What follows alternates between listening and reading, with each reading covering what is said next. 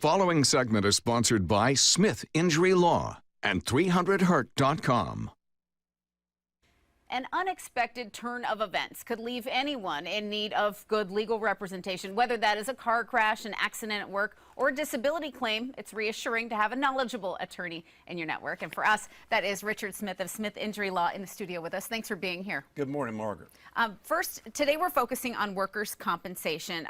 What types of on-the-job injuries do you see most often?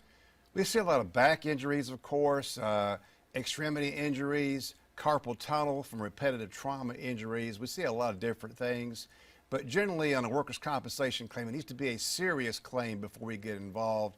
A simple back strain that resolves is probably not a good idea, but if it doesn't resolve right away, it could be something serious. Okay, well then walk us through the steps somebody should take if they're hurt on the job. What do they need to do? The most important thing you have to do is you must report your injury to your employer immediately. Now there's a requirement that be done in 90 days, but don't wait 90 days. You need to report that claim immediately. Now, you may be fine, and if that's the case, you don't pursue it. Maybe go to the nurse, get some aspirin or whatever, and you're fine. That's okay.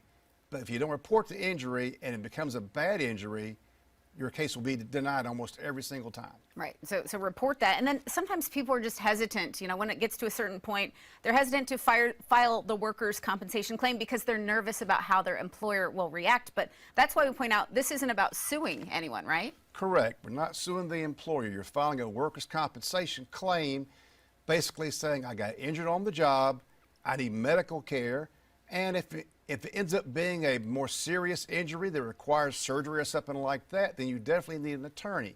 But don't be afraid to file the claim.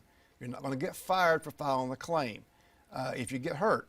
But if you don't file the claim and you later bring the claim, then you're going to have a problem. Right. And I know at Smith Injury Law, you can help. You'll schedule that free consultation for anybody who wants to discuss their situation and learn more. What's that consultation entail? Basically, we talk to you over the phone and we talk to you in person. We explain your rights to you, and we look into the case. And if your case is one that I don't think is a good one, I'll tell you that. We don't charge any fee to talk to us. It's always a free consultation. All right. And at Smith Injury Law, you've been handling workers' compensation cases, personal injury, vehicle collision cases in this community since 1987. What do you want people to know about your practice before we go?